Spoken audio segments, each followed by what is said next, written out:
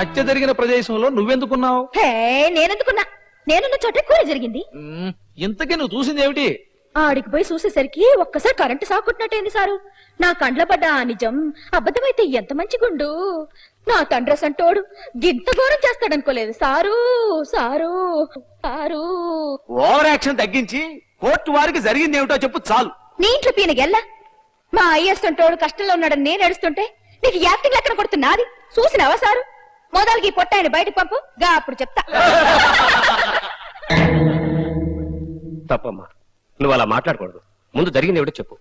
ఇంకేం చెప్పమంటావు సారు? గాదినం బావ లేటుగా ఎందుకు రావాలే? బావ కోసానికి నేను బయట ఎందుకు కూర్చోవాలే? కూసునందుకే కదా నా తండ్రి సంటోడికి ఇంత కష్టం వచ్చిందిరా దేవుడా దేవుడా. ఇంతవరకు విషయం చెప్తే ఒట్టు చెప్పు తల్లి.